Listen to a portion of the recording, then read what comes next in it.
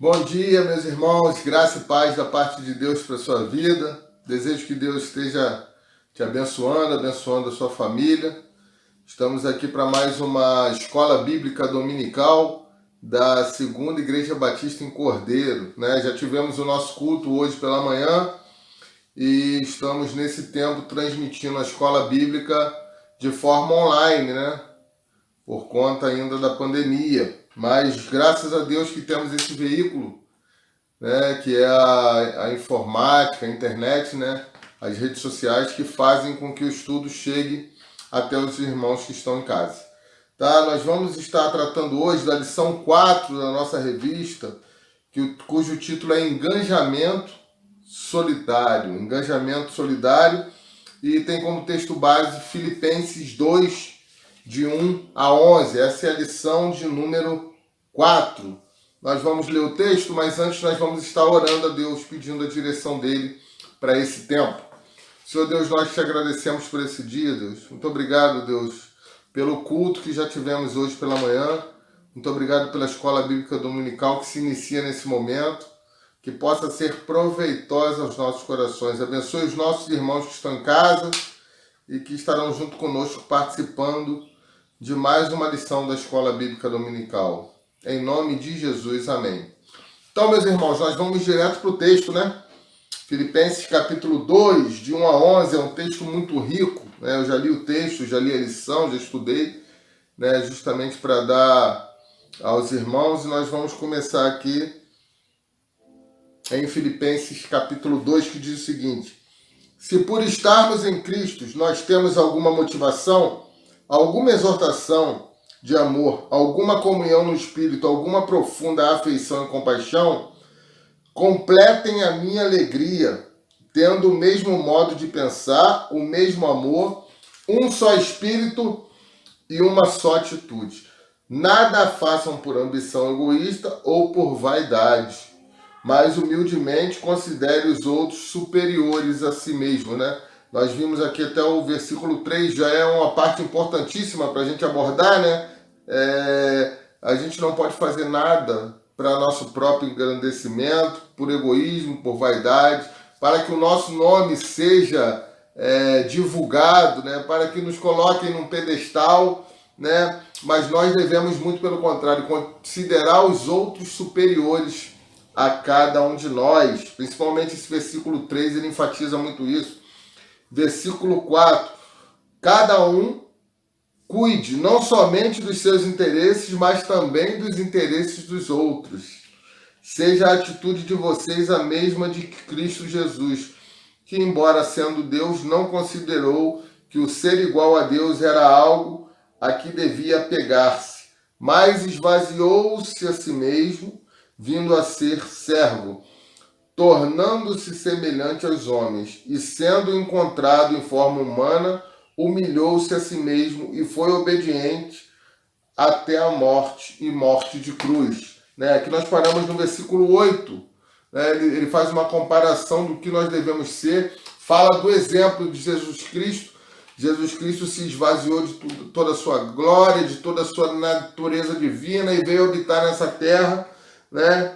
E não quis ser melhor do que ninguém, muito pelo contrário. Jesus Cristo, quando esteve aqui, ele quis foi abençoar e ajudar, né? Ele veio a essa terra para mostrar para nós como viver, para mostrar para nós como amar, para mostrar para nós que o outro é mais importante, né? É complicado a gente falar isso.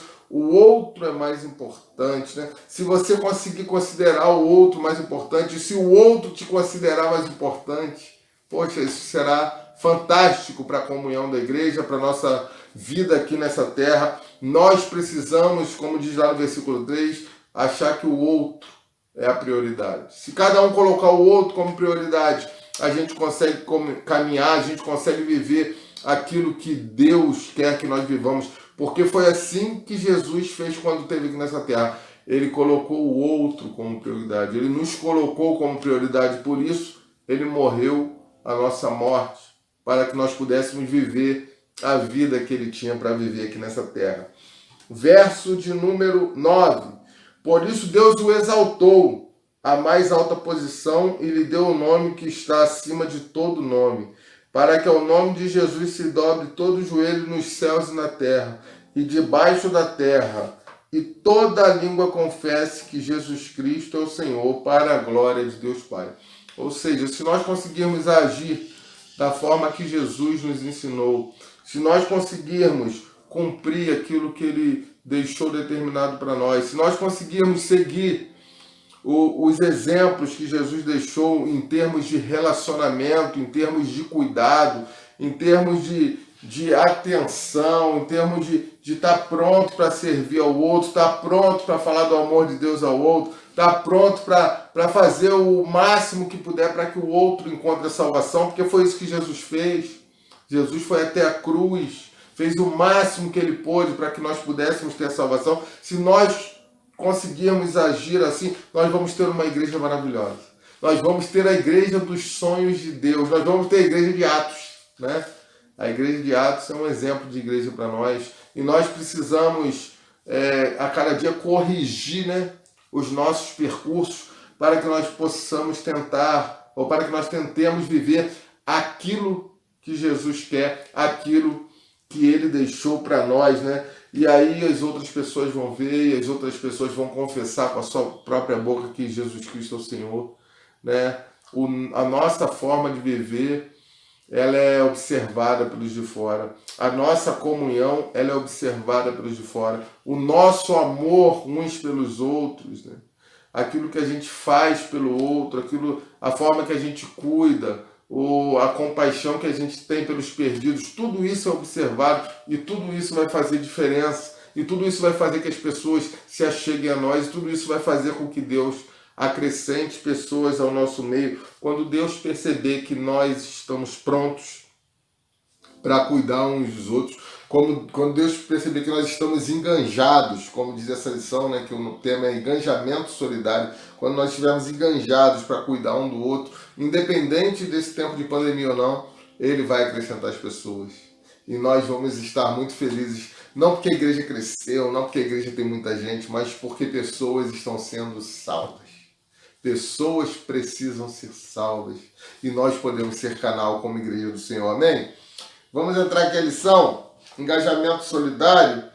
O primeiro parágrafo diz o seguinte: o coração solidário é uma escolha para o cristão. Não é uma escolha para o cristão.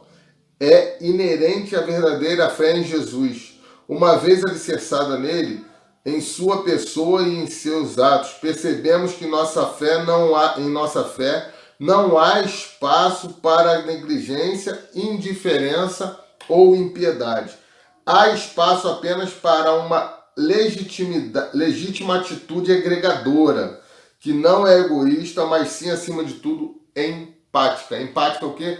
Tendo empatia, tentando sentir o que o outro sente, né? Ele fala aqui que o coração solidário ele não é uma opção, ele não é uma escolha, ele é uma obrigação de cada um cristão, ele é a obrigação de cada pessoa que encontra a Cristo. Ele fala que não há espaço para negligência, não há espaço para impiedade, não há espaço para indiferença. Nós não podemos estar indiferentes a tudo que os outros estão sofrendo. Nós não podemos estar indiferentes às dificuldades, às mazelas que as pessoas estão passando. Isso é algo que é natural do cristão. Essa solidariedade, esse engajamento solidário, esse cuidar do outro. Nós precisamos tentar melhorar nessa área como igreja do Senhor. Não são necessários discursos de natureza política e ideológica para agirmos solidariamente. Apenas um firme compromisso de ter a mesma disposição que houve em Cristo. Filipenses 2,5. Tende em vós o mesmo sentimento que houve em Cristo Jesus. Ou seja, ele fala aqui na lição que não adianta discurso político, não adianta ideologias, levantar bandeira desse grupo, levantar bandeira daquele grupo. Se nós conseguirmos viver o cristianismo, nós conseguimos mudar a história. Se nós conseguimos viver o cristianismo, nós conseguimos mudar a vida das pessoas, né? Nenhuma outra bandeira Nenhuma outra visão de mundo, nenhum outro discurso político, nenhuma outra ideologia pode mudar pessoas como o cristianismo pode. E basta nós vivermos para que isso aconteça. Procuramos entender Jesus em seu majestoso ato solidário. O que os motivou, contra o que lutava, de que maneira ele fez. Né? Nós vamos falar um pouco sobre Jesus, como ele fez, de que maneira ele lutou, o que ele colocou em prática. Né? Essa foi a introdução da nossa lição. Nós vamos passar aqui para o tópico 1, que diz a motivação da ação solidária. Amor. Né? O que motiva a ação solidária é o amor que nós temos dentro de nós, é o amor que foi plantado por Deus, é o amor que nós temos depois que nós encontramos a Deus, que tem que ter mudado tudo dentro de nós, tem que ter aflorado, tem que ter feito com que nosso coração pegue fogo pelo outro. O tópico 1 começa dizendo o seguinte: pela força das circunstâncias, o mundo se viu obrigado a rever o paradigma da sua convivência social.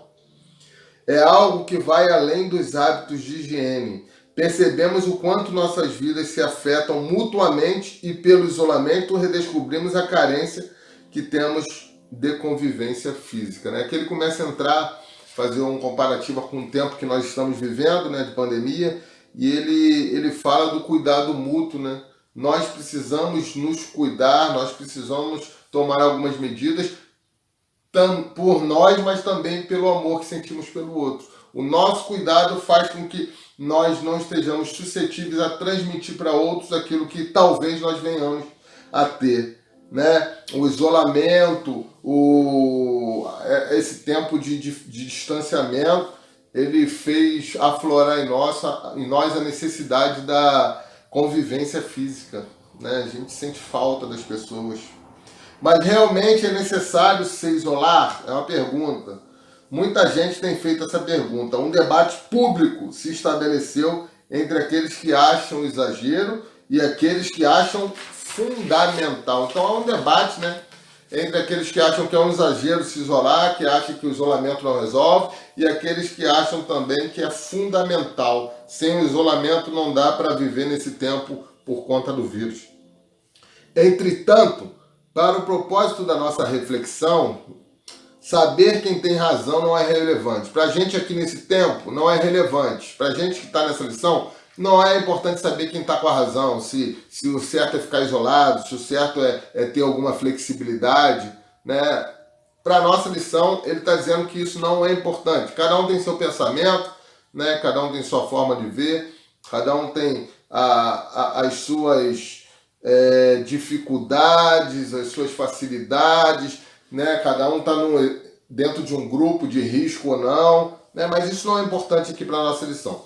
Ele fala o seguinte, que no primeiro parágrafo aqui da página 27, esse amor precisa ser capaz de superar nossas divergências ideológicas e se preocupar apenas com a preservação de quem se ama. Mesmo que possa parecer um exagero, não seria melhor errar por cuidar de mais do que errar por cuidar de menos? O Seri está falando, às vezes você excede no cuidado, mas às vezes é bom você errar cuidando demais do que deixar de cuidar. Por amor a esta humanidade caída, Jesus esvaziou-se e assumiu a forma humana, sujeitando-se a todas as dores inerentes a essa condição. Aí vem o versículo, existindo em forma de Deus, não considerou o fato de ser igual a Deus, de algo a que devesse se apegar, mas, pelo contrário, esvaziou-se a si mesmo, assumindo a forma de servo e fazendo-se semelhante aos homens. Ou seja, aquilo que nós já falamos lá no começo, Jesus esvaziou-se, Jesus assumiu a forma de homem, assumiu uma forma de servo, ele se esvaziou daquilo que ele é, um rei, o Senhor, o Deus Todo-Poderoso, um homem que tem natureza divina, e veio viver aqui nessa terra. Tá? No tópico 2 diz o seguinte, o contexto da ação solidária, a morte iminente. Aqui, o autor ele faz uma comparação entre esse tempo de coronavírus né, que nós estamos passando, em busca de uma vacina, né, que nós ainda não temos, em busca de algo que pode vir a trazer a cura total, que nós ainda não temos, em busca de algo que vai nos fazer ficar protegidos do vírus, que nós ainda não temos. Ele faz essa comparação com esse tempo, com o tempo de vida eterna, né? Com a morte, quando nós partimos dessa terra, né? Nós vamos direto aqui para o parágrafo 3, que é o que é importante para nós nesse tópico 2. Eu já li aqui a lição e eu estou pegando as coisas que são mais importantes. Eu não estou aqui o tempo todo lendo a revista, eu estou pegando os mais importantes e nós vamos refletindo naquilo que é mais importante. Então no tópico 3, no parágrafo 3 desse tópico 2 diz o seguinte: nossa realidade espiritual é semelhante. Semelhante ao quê? A esse tempo de coronavírus, a esse tempo de pandemia que nós estamos vivendo. Também se trata de uma luta pela vida. O vírus do pecado contamina e condena os mais suscetíveis à morte. E todos somos parte desse grupo de risco. Ou seja, no coronavírus há um grupo de risco maior, que são os idosos, os diabéticos, as crianças, os bebês, os que têm alguma cardiopatia, né? Só que no plano da salvação, no plano espiritual, no habitar da vida eterna, quando partirmos daqui dessa terra, todos nós fazemos parte do grupo de risco. Né? O vírus da pandemia, existe um grupo de risco. Todos podem pegar, mas existe um grupo de risco suscetível à morte. No plano espiritual é diferente. Todos nós fazemos parte desse grupo de risco. Mais agravada por se tratar da condenação eterna, né? É algo mais grave. O vírus aqui é mais grave, porque ele traz a condenação eterna para uma pessoa. O salmista traduz com perfeição a angústia trazida pela iminência da morte. Que homem pode viver e não ver a morte, ou livrar-se do poder da sepultura? Né? O salmista fala que o homem pode viver e não ver a morte, ou livrar-se do poder da sepultura. Ou seja, todos nós vamos partir dessa terra. Todos nós vamos morrer. Né? Ele coloca esse texto de uma forma angustiante, né? Que a morte é iminente, a morte vai acontecer para todo mundo. Aí ele fala o seguinte, o autor: entretanto, aquilo que fora dramático pelo salmista tornou-se exultante nas palavras do apóstolo Paulo. Né? O apóstolo Paulo vem contrastar. Né? O salmista focou na morte, focou na dificuldade, focou na tristeza. O apóstolo Paulo, ele vem e contrapõe esse salmo, que é o Salmo 89, versículo 48. O apóstolo Paulo diz o seguinte: onde está a morte, a tua vitória? Onde está, ó morte, o teu agrilhão? Lá em 1 Coríntios 15, 55. Ou seja, o salmista enfocou a morte, o apóstolo Paulo enfocou a salvação eterna, a vida eterna. Onde está, ó morte, o teu agrilhão? Onde está o teu poder? Né? Onde está a tua vitória? Na verdade, a vitória é nossa, por termos a oportunidade de ter a vida eterna. O apóstolo Paulo fala que nós já ganhamos a vida eterna. Basta nós entendermos o plano da salvação, basta nós aceitarmos Jesus Cristo como um único e suficiente Salvador. Né? O apóstolo Paulo vem para contrapor, né, uma visão triste do salmista, uma visão otimista do apóstolo Paulo. Essa reviravolta radical de condenados a libertos, né, nós éramos condenados, mas nós agora somos libertos, foi proporcionada por Jesus em seu gesto de amor. É com esse amor que confrontamos as diversas faces da morte. Quando o isolamento é do coração, estamos condenados, mas seremos imunizados do efeito devastador do pecado, se aplicarmos esse mesmo amor de Jesus. Ele é a cura para toda forma de morte. Ou seja, enquanto na questão do vírus, da pandemia, nós ainda estamos aguardando a vacina, algo que vai nos imunizar, algo que vai nos livrar totalmente da morte, no plano espiritual nós já temos a vacina.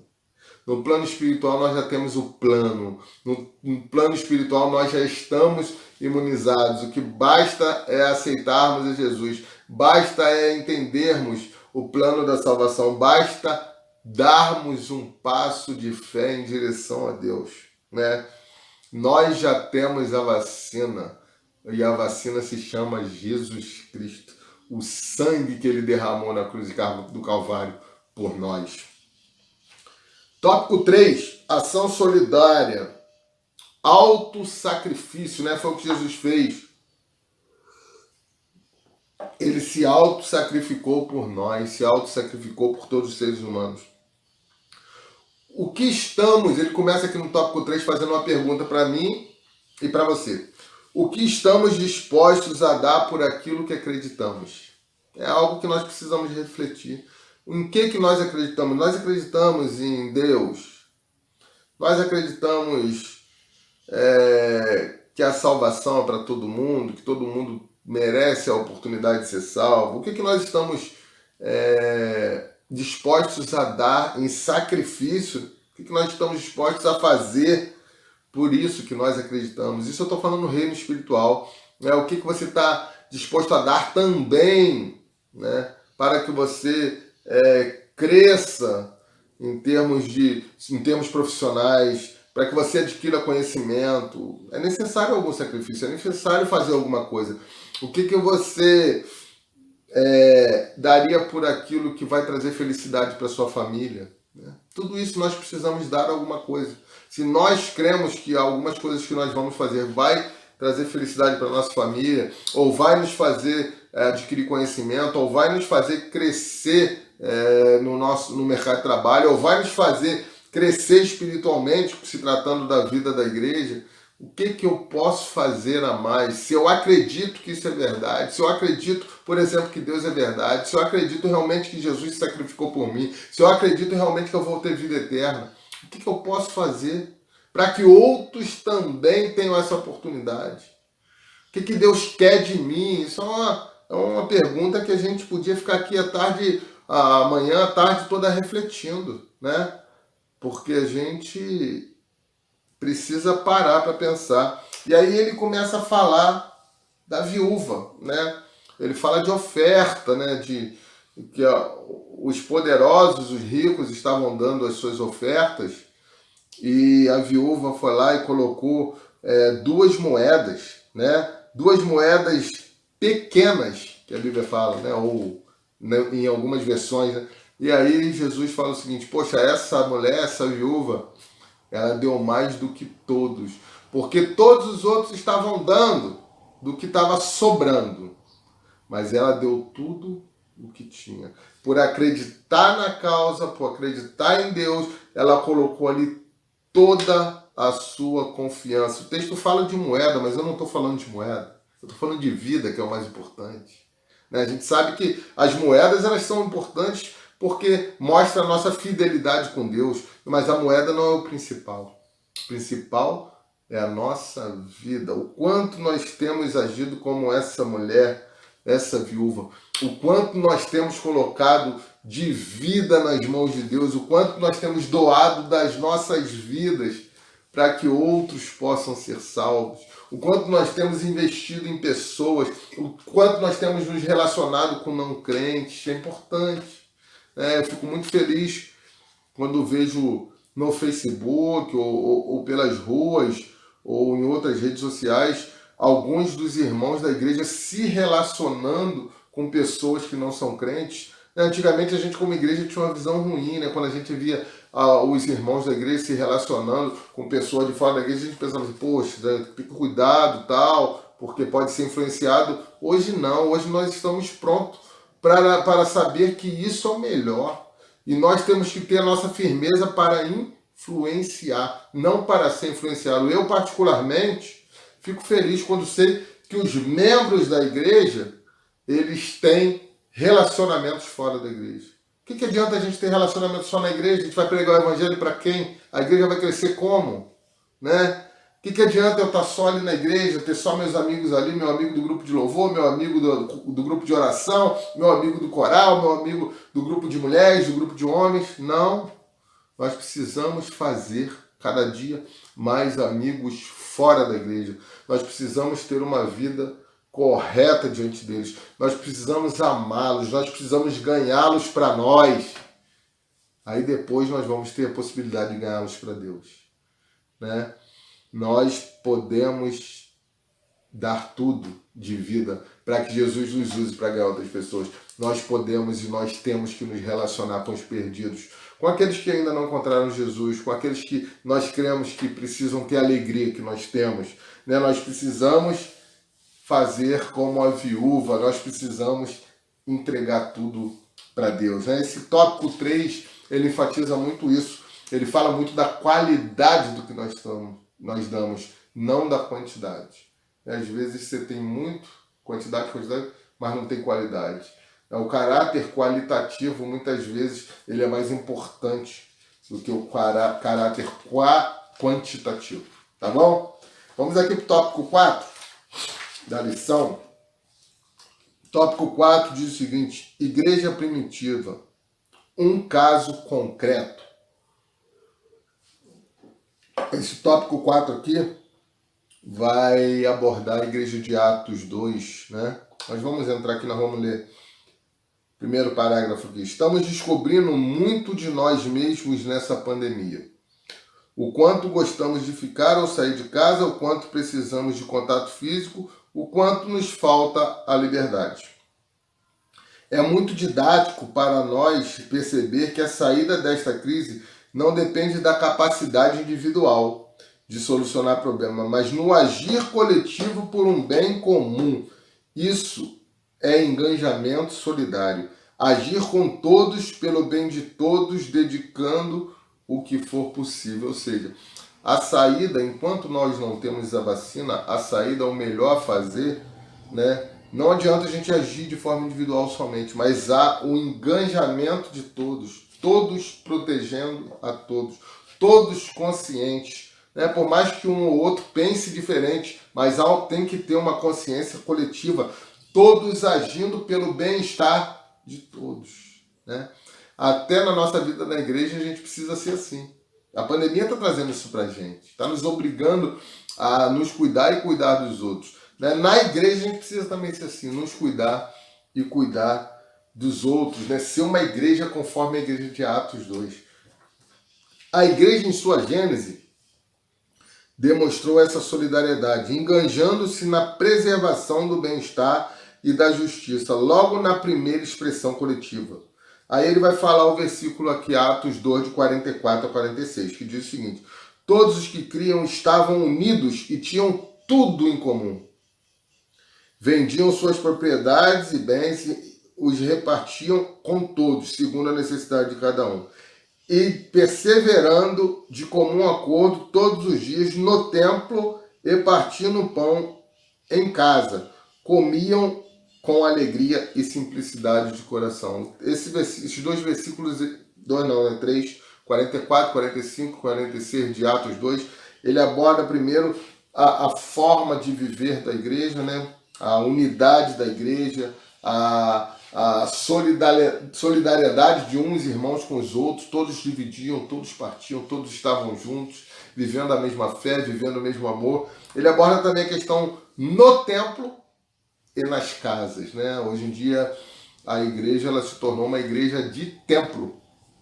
Hoje em dia as casas são pouco abertas para o evangelho, são pouco abertas para as comunhões. Nós precisamos mudar isso também, nós precisamos estar com as nossas casas abertas. As nossas casas precisam ser agências salvadoras, né? Nesse tempo aqui a igreja tinha, como dizem alguns pastores, né, principalmente das igrejas que trabalham muito com casas, a igreja tinha as duas asas, né? A asa da igreja no templo e a asa das casas. A igreja funcionava nas casas e funcionava no templo.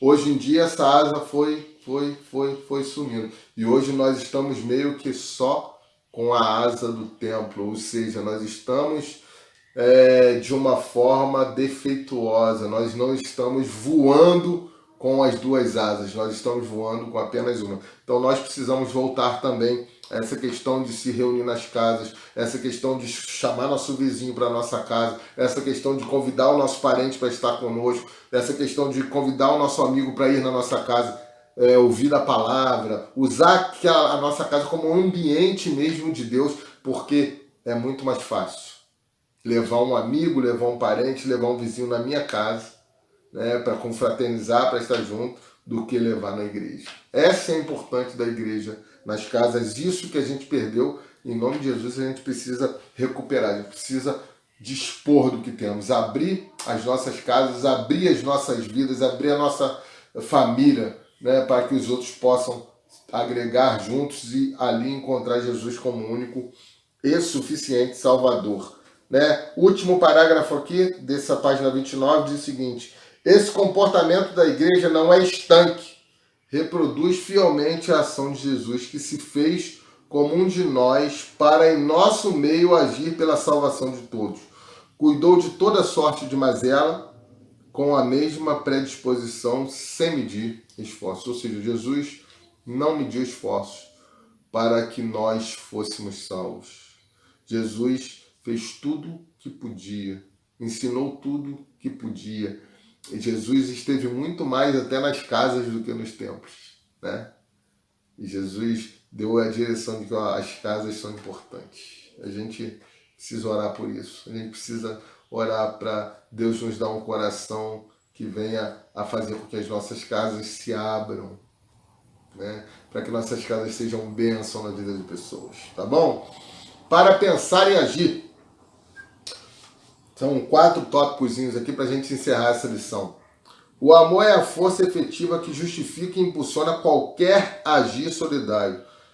Não está nas ideias e nem nas ideologias, está no coração. Ou seja, o que nos impulsiona a amar e a ser solidário está no nosso coração. Não são ideologias, não são falácias, não são grupos políticos, não são grupos ideológicos iguais que tem por aí e influenciam muito a nossa natureza. Nós vivemos o cristianismo e o cristianismo é suficiente para suplantar qualquer outro partido político e qualquer outra ideologia, porque o cristão, ele precisa ter o amor que Jesus Cristo teve, que Jesus Cristo ensinou e que Jesus Cristo viveu. Item 2. A luta comum de todos nós é pela preservação da vida contra qualquer expressão de morte. Item 3. O fazer solidário ocupa-se em entregar o que estiver ao alcance, mesmo que não pareça ser suficiente, porque quantidade não garante qualidade. Ou seja, não adianta ter muito, mas não ter com qualidade. Não adianta ter muita riqueza, mas não ter amor. Não adianta ter muitas casas, mas elas não se abrirem para abençoar pessoas. Não adianta ter um carro, mas ele não abençoar ninguém, né? Item 4. A igreja é o centro de fomento da solidariedade entre os seus e em favor dos que ainda padecem sem salvação. Ou seja, é a igreja que vai fomentar a solidariedade. Primeiro entre os da própria igreja e principalmente depois precisam ser salvos por Jesus Cristo. Amém? Essa lição foi uma lição muito importante, uma lição que traz muita coisa para nós. Eu desejo que você dê uma relida nessa lição, que você entenda tudo aquilo que Deus tem para a sua vida e tudo aquilo que Deus tem para a gente como igreja do Senhor. Vamos orar encerrando essa lição. Senhor, nós te agradecemos por essa lição da Escola Bíblica Dominical, uma lição abençoada que falou aos nossos corações. Nos ensina, Deus, a ser mais solidários. Nos ensina, Deus, a dispor mais daquilo que temos. Nos ensina, Deus, a colocar a nossa vida em favor daqueles que ainda precisam de salvação. Cuide da nossa igreja. Cuide dos nossos irmãos, Deus. Fale ao coração de cada um em nome de Jesus para que possam entender tudo que nós aprendemos nessa lição. Muito obrigado por tudo, Deus. Em nome de Jesus. Amém. Deus te abençoe, Deus abençoe a sua família. Daqui a pouco, às 19h30, nós estaremos cultuando a Deus novamente aqui na Segunda Igreja Batista do Cordeiro. E nós deixamos aí para você o convite para estar conosco. A igreja está pronta, está preparada para viver esse novo tempo. Nós vamos continuar caminhando e nós vamos continuar buscando a direção de Deus, porque eu creio que Deus tem coisas grandes para nós da Segunda Igreja Batista de Cordeiro. Deus tem coisas grandes para a cidade de Cordeiro. Deus te abençoe e grande abraço.